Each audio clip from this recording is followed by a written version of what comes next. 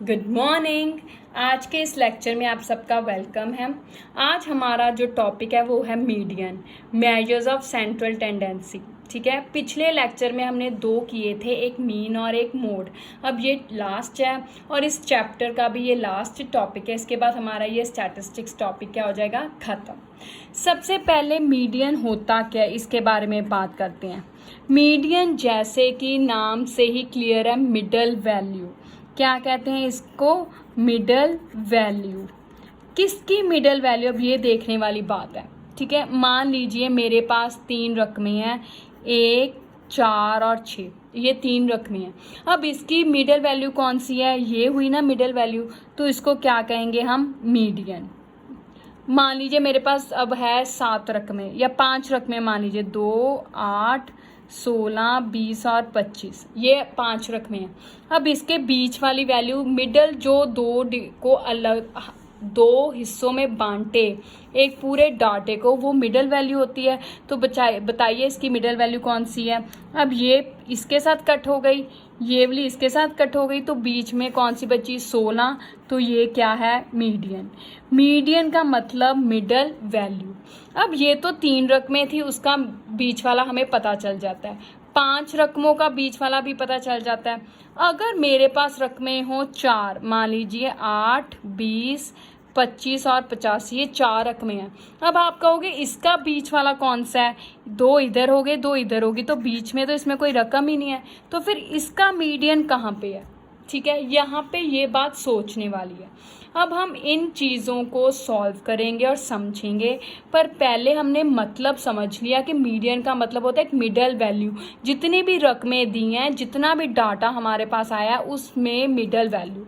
पर एक बात का ख्याल रखना है कि मीडियन किसका फाइंड आउट करना है। सबसे पहले रकमों को आपने या तो इंक्रीजिंग ऑर्डर में या डिक्रीजिंग ऑर्डर में लिखना है। ठीक है, यहाँ पे ये इंक्रीजिंग ऑर्डर में है ना, सबसे छोटी उससे बड़ी उससे बड़ी, ये भी इंक्रीजिंग ऑर्डर में है, इसलिए हमने यहाँ पे करने की ज़रूरत नहीं समझी। ठीक है, अब मीडियन को डिनोट कैसे करते हैं, it is denoted by, median को जैसे मीन को हम एक्स बार से करते थे ना, मीडियन ये मीन को करते थे ना एक्स बार से, अब मीडियन को कैसे डिनोट करते हैं, चाहे एम से और MED भी लिख देते हैं।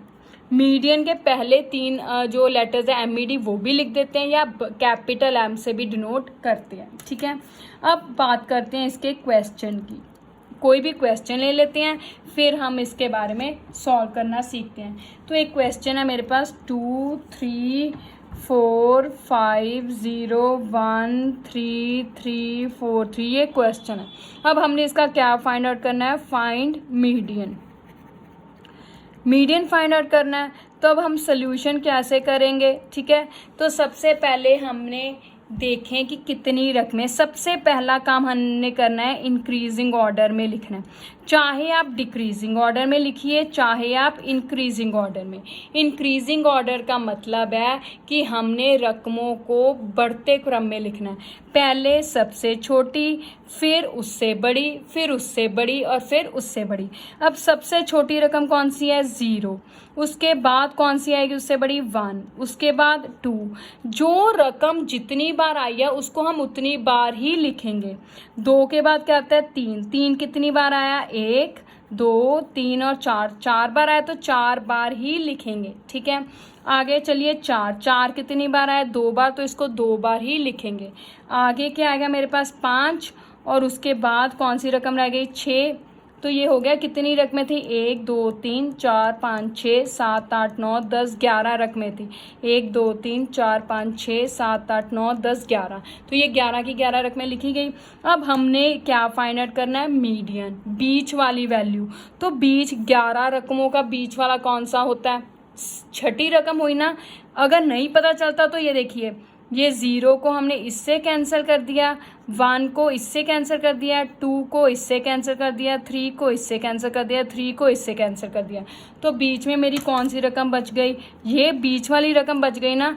तो मेरा मीडियन आंसर कितना आ गया, 3। जो बीच वाली रकम बच गई वही क्या, मेरा मीडियन। ठीक है, मतलब मिडल वैल्यू, मतलब जो रकम सारों को दो बराबर हिस्सों में बांटे, एक हिस्सा छोटी का एक हिस्सा बड़ी वैल्यूज़ का। यही बात हुई। यहाँ पे इस छोटी है, यहाँ पे बड़ी है।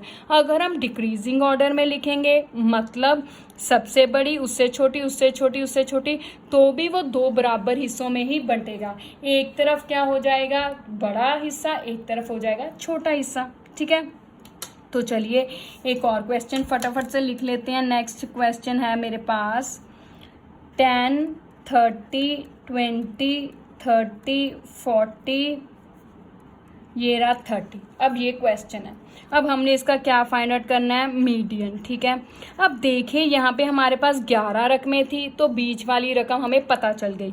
अब इसका देखते हैं कि इसकी रकमें पता चलती हैं।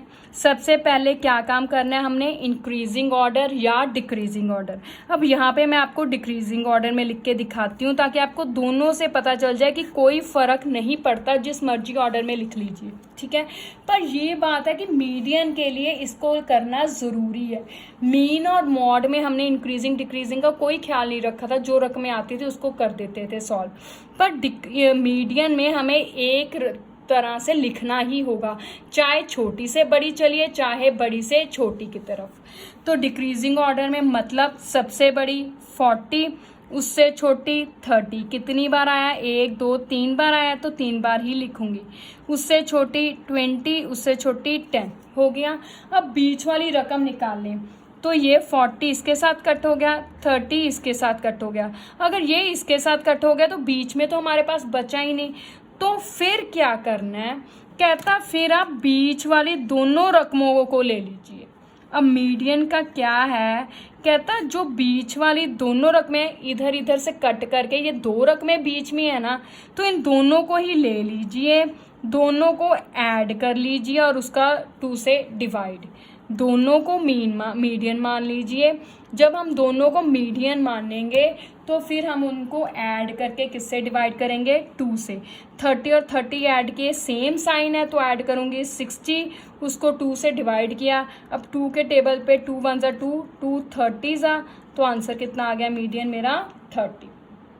ठीक है, यानी कि जब हमारे पास रकमें 2 हो, 4 हो, 6 हो, 8 हो, तो बीच वाली दोनों रकमें ले लेनी है, उनको जोड़ करना और 2 के साथ डिवाइड कर देना, तो उसके बीच में एक तरह से हमने उनका एवरेज फाइंड आउट कर लिया। एक तरह से हमने ये क्या किया, एवरेज ही फाइंड आउट किया ना, तो यही काम मीडियन का। ठीक है, हो गया। अब एक और क्वेश्चन है, क्या क्वेश्चन है, कहता find x if values are in increasing order। कौन सी वैल्यूज़ दी हैं उसने मेरे पास, 29, 32, 48, 50, x+2, 72, 78, 84 एंड 95। अब कहता है एक्स फाइंड आउट कीजिए जब ये वैल्यूज़ इंक्रीजिंग ऑर्डर में हैं। मतलब अब उसने वैल्यूज़ इंक्रीजिंग ऑर्डर में दी हुई हैं, ठीक है, एंड मीडियन इज 63, और उसने हमें मीडियन भी दिया हुआ है कितना, 63। उल्टा क्वेश्चन है, यहाँ पे हमें मीडियन फाइंड आउट करने को कहता था, रकमें दी होती थी। यहाँ पे उसने मीडियन भी दिया हुआ है, रकमें भी दी हुई है, पर रकमों के बीच में एक इंग्लिश का अल्फ़ाबेट एक्स दिया है, कहता है उस एक्स की वैल्यू फाइंड आउट करनी है। तो एक तरह से हमने ये रकम ही फाइंड आउट करनी है ना, तो कैसे करनी है, ये क्वेश्चन इंपॉर्टेंट है, आता होता, तो कैसे करना है हमने। अब उसने कहा हमारा जब भी हम मीडियन फाइंड आउट करते थे तो रकमों को इंक्रीजिंग या डिक्रीजिंग ऑर्डर में लिखते ही थे। अब यहाँ पे तो उसने पहले ही कहा है कि values are in increasing order, ठीक है, तो हमें करने की ज़रूरत नहीं। अब हम रकमें गिन लेते हैं कितनी हैं, 1 2 3 4 5 6 7 8 9 10, 10 रकमें हैं। तो 10 रकमों का इसको इसके साथ कट कर दिया, इसको इसके साथ, इसको इसके साथ, इसको इसके साथ, बीच वाली 2 ये बची, तो इनको क्या करूँगी मैं, ऐड। तो x+2, ठीक है, डिवाइडेड बाय किससे करना है, हमेशा 2 से, क्योंकि एवरेज 2 से ही करते हैं। अब ये हमारी तरफ से मीडियन आ गया, पर उन्होंने मीडियन कितना दिया है, 63, ठीक है। अब इसको सॉल्व करेंगे, x और x दोनों एक ही हैं तो दोनों को ऐड किया, इनके आगे कुछ नहीं लगा तो कितना लगा दूंगी 1। तो दोनों को ऐड किया, सेम साइन है तो ऐड करूंगी, एक में एक जोड़ा 2, ठीक है, और साथ में x प्लस 2 वैसे का वैसे divided by 2 is equals to 63। तो अब क्या करूँगी, ये क्रॉस मल्टीप्लाई इसको इधर और इसको इधर करूँगी।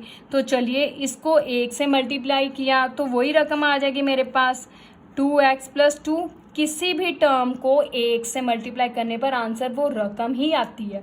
0 से मल्टीप्लाई करने पर हमेशा आंसर 0, 1 से मल्टीप्लाई करने पर हमेशा रकम, ठीक है। बराबर अब 63 को 2 से मल्टीप्लाई करना है तो कितना होगा, 63 को 2 से मल्टीप्लाई करें, 2 3 का 6, 2 6 का 12, तो 126 आ गया।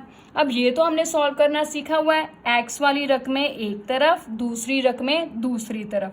जब 2 को मैं दूसरी तरफ लेकर गई तो उसका निशान क्या कर दिया, माइनस बदल दिया, प्लस से क्या बन गया माइनस। अब इन दोनों के अलग अलग निशान है तो माइनस करूँगी, 126 में से 2 गए 124।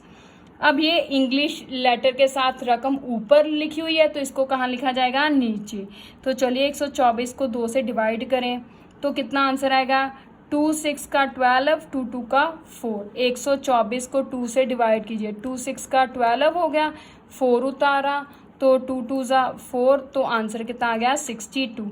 तो इसका मतलब मेरी यहाँ पे x की वैल्यू कितनी है, 62। तो यही उसने करने को कहा था फाइंड x, तो x कितना आ गया 62, ठीक है। ये तो था हमारा मीडियन। मीन और मॉड हमने पहले कर लिया था, ये है मीडियन। मीडियन मतलब मिडल वैल्यू, जितनी रकमें दी हैं उनकी मिडल वैल्यू निकालना।